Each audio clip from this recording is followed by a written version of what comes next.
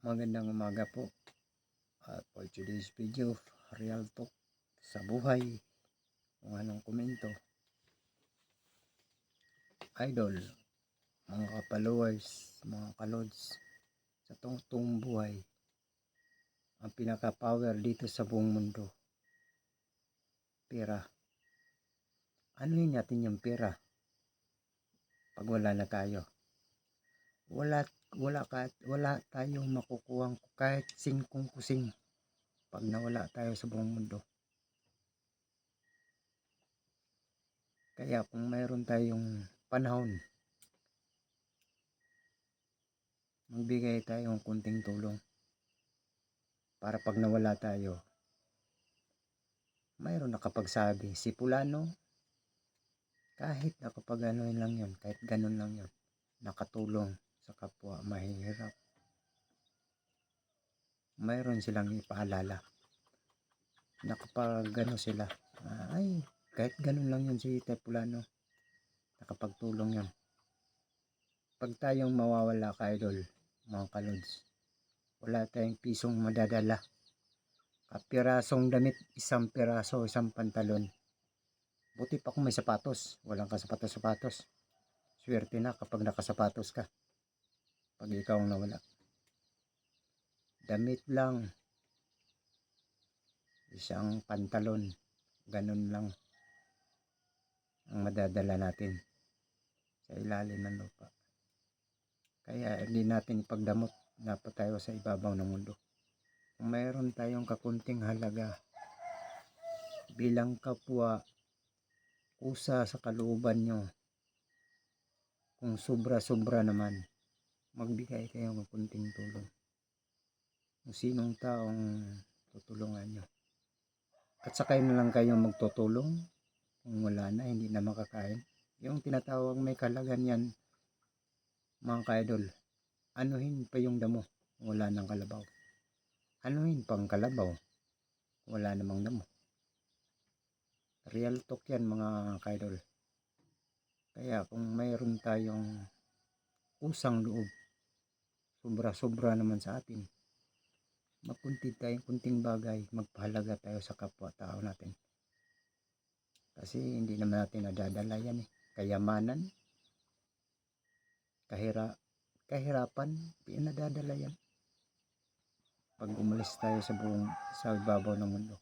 Kaya kung pagkakataon, mayroon tayong kunting halaga sa kusang loob, sobra-sobra yung pera or anong klaseng kayamanan mo sa buong mundo, mamimigay ka. Always sharing para magaan ang pag-alis mo, hindi mabigat at maliwala sa pangisipan mo. Espirituhano lang tayo. Katawang lupa, nawawala na itong katawang lupa pag nailibing na. Anuhin pa natin yung kalagahan natin kayamanan. Wala, hindi natin madadala yan. Kusa, damit lang. Madadala, isang piraso lang madadala mo. Isang damit, isang bantagan. Kaya may iwanan natin yan pag wala na tayo sa ibabaw ng mundo. Kaya kung mayroon kayong kunting kano sa dibdib nyo, mayroon kayong kunting halaga, mayroon kayong kunting sharing yung blessing nyo. Kasi hindi natin nadadala yan. Parang usok tayo eh. Real talk mga pare ko, mga ka-idol, mga ka-lods. Parang usok lang tayo. Ngayon mayroon pa. Mga ilang minuto mawawala na. Isa tayo ang taong naging simbolo sa usok. Ngayon mayroon pa. Sa ilang oras, ilang taon, ilang minuto, mawawala ka pag binawian ka na ng buhay ng Panginoon natin. Ang gumawa sa atin. Siya ang may halaga. Dapat kung gusto ka magdasal sa sarili mo, magdasal ka. Huwag mo ipadaan sa simbahan. Huwag mo ipadaan kung kaninong taong ka nagpadasal. Hindi nakakaligtas yan sa iyo mga pare ko, mga ka-idol. Sarili mo lang makakaligtas sa iyo. Magbigay ka ng like at comment sa baba nito. Tama yung sinasabi ko, idol. Magdasal ka sa sarili mo. Yan ang kaligtasan mga ka-idol. Walang nakakaligtas sa sariling iba. Pinadasal ka sa ibang tao. Idasal ko sa Taipulano, mayaman na ito. Sana maligtas ang sarili niya. Hindi, wala. Ang makakaligtas sa iyo, idol, mga ka-followers, sarili mismo nimo. Magdasal ka sa sariling kaisipan. Presensya sa Diyos at Panginoon. Hindi ako nagsisimba. Hindi ako idol.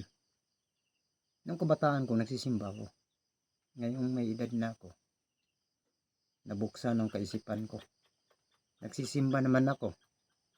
Ang mata ko unang makasalanan bago ang kaisipan. Nakakita ako ng tao. Halos na lumuluwa na yung mata taas pakakita. Anong ginawang suot?